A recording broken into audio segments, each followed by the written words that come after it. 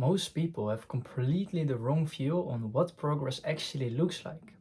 And this is a huge problem because if you don't know what progress actually looks like, then you are setting the wrong expectations. And when reality don't match your expectations, then you feel disappointed and you feel demotivated, and that can cause you to quit or to pivot to something else.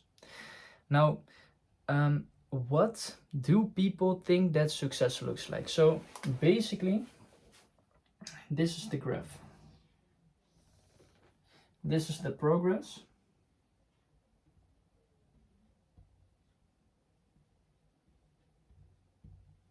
And this is the time. I need to get another marker. But basically, most people, they think that success, or like progress, I mean, is like this, is like linear. But if you're watching this video, then you probably know that it is not the case. You probably know that success is almost never linear, especially when it comes to business. But then you might be thinking, oh no, results are exponential. This is what you're thinking. Your thinking is that it goes like this. So first you won't see any progress, but then it starts to speed up and you will make more progress. The exponential results. But this is not how true progress looks like either. And if you think that this is the case, then you also might be disappointed. So this is what success actually looks like, or progress, I mean. It goes like this. First you start, and you are starting something new, and when you're starting something new, the learning curve is huge because because you're learning new skills and you go from zero to nothing. So you will progress really fast. But then eventually you will hit a plateau, for example. And it will basically go down in a straight line, basically. You won't feel like you're making any progress at all. But eventually it goes up again.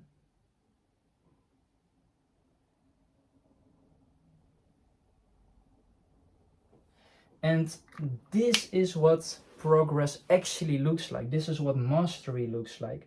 When you're mastering a skill, or when you're working on your business, for example, first it goes like rapidly up, then you hit a plateau.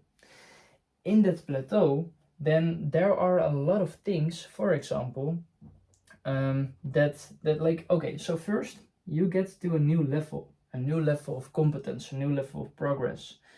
Then you reach this plateau, and then you basically get used to it. So the things that you hit around this time, you get used to it, and things start to become more effortless, and eventually you will start to try new different things. You start to experiment, for example, and experimentation, that is as follows. Like when you are here, and because like if you keep doing the exact same things and expect a different result, then that is like the definition of insanity.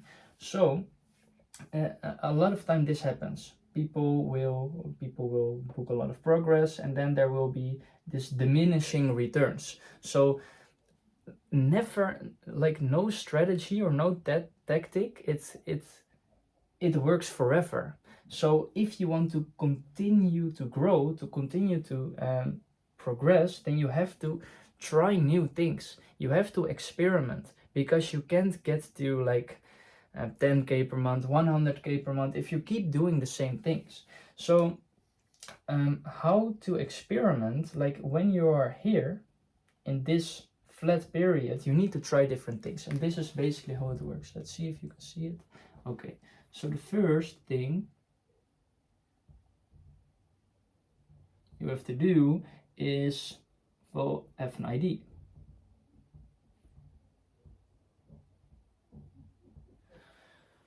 First you have to get an ID, like an alternative way of doing the things rather than what you were already doing. And you can get an ID from your own thoughts, for example, or this could be inspiration from when you're reading a book, when you're watching a video, or for a mentor, for example. So when you have that idea, then you have to do the second thing, which is to actually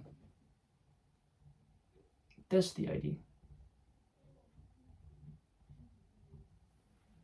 And when you are testing something, what is important to realize is that you don't like change everything all at once. Like only change one variable at a time. Because if you experiment with something and you change like 3 variables, for example, then how do you know what the effect actually is? Because yeah, of course there will be an effect, but maybe that will be good, maybe that will be worse. The only way to truly find out is to only pick one variable, for example, and then to test that one variable. Third thing, once you've tested it, you need to analyze.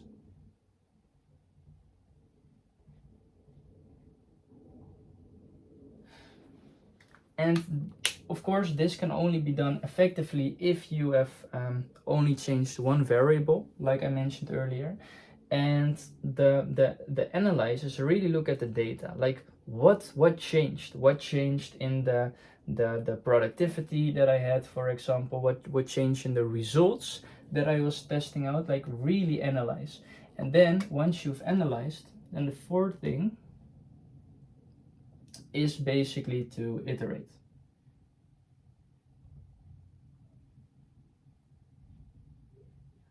Once once you looked at the data and when you were analyzing it, like what effect did it have, and if it had a greater effect. One second, let me. The sun is shining in my eyes and it is annoying. Once the variable that you changed had a greater impact than before, basically, once it is something that actually works, you should iterate it and you will make it like a permanent thing. And this whole process, it could take a while, the trial and error, the experimentation phase. But once you find something that works really well, like way better than before, then you go through a new breakthrough moment, basically. And every time that you go through a breakthrough moment, there is this other thing. Because do you know what happens most of the time when someone goes through like this breakthrough moment? They get complacent. So what happened is instead of going through it and staying on this plateau and getting used to the new level that they are on, what happens instead is like they think, oh, look at all of the progress I made, I deserve some rest, or I deserve some this. But then what they do is they go back down, basically, to the same level. So and then like eventually then they do another experiment and they basically go up, and then they will get complacent again and they will go down. So once you have a huge amount of progress in a small period amount of time, you will have a lot of dopamine, because you will think, oh, I'm making so much progress, this is amazing. But what happens after like a high, what happens is a low, and I call that the dopamine hangover. So once you are here and you are not seeing any progress and you get complacent, then don't go all the way down here. Like keep pushing and basically like get used to this new plateau. And also there's the second scenario, basically what people do. So when they experience like this moment of progress, even though they keep going, even though they don't get complacent and they will go all the way here, if they are staying in the same level for long enough, then they will feel discouraged again. Let's say, for example, here. A lot of people come to this place just before their next breakthrough and then they quit again. But of course they won't quit forever, because just like me, I also quit a few times, but you will come back every time. Like if this entrepreneurship is truly for you, you will come back. But if you quit, then you come here and you don't really make any progress. And this is one final thing that I want to mention about this. So let's zoom in. Let's zoom in on one specific area of plateau, like on one plateau.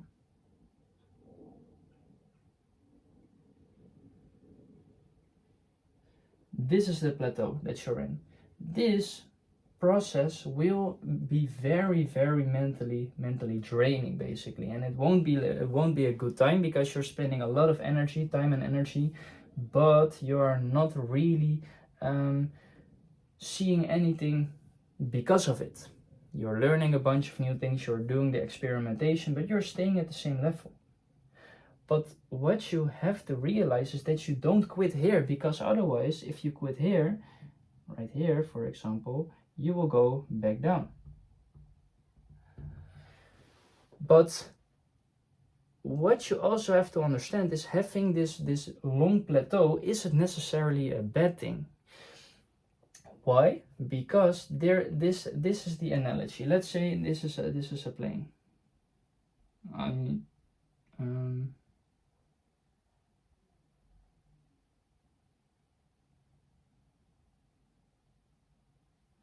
Here's a plane, and the analogy that I like to tell myself is the longer the runway, so the longer the runway, the higher the flight.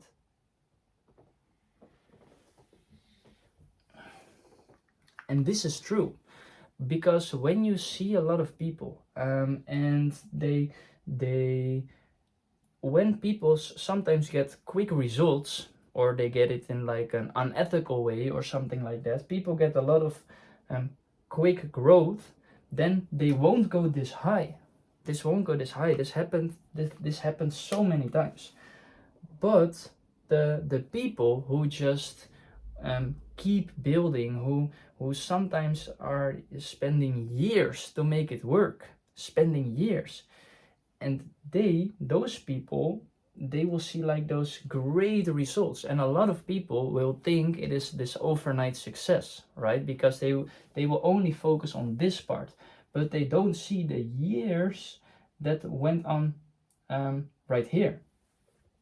Because like for me, I am on this personal development journey for something like 4 years, and in the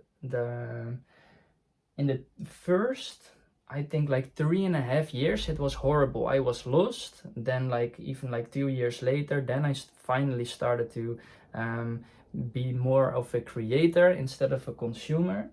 And but then still it took such a long time, because what I was doing is I was basically improving myself, because the old version of me would never been able to achieve the success that I have now.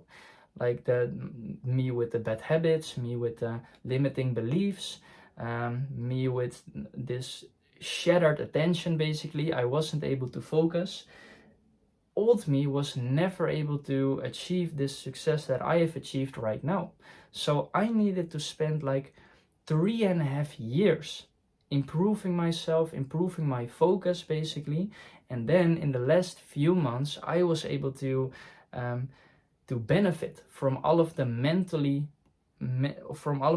work that I've done, from all of the trying to improve myself, basically. And then now I finally see the exponential results. But when people look at it, and when they compare themselves to me, for example, they think, oh, but he is like only 2 or 3 months on school. But they don't see the things I've done on my previous platform, so on X already, and they don't see the 2 years of like mental warfare that was going on inside of my head before I had these results. So if you're in a similar place, when you are really struggling with yourself, when you feel like there is a constant war going inside of your head, of like your ambitious side and of your maybe lazy side, for example, if you feel like there's this constant war, don't worry, because the bigger the runway, the higher the flight. So yeah, bye.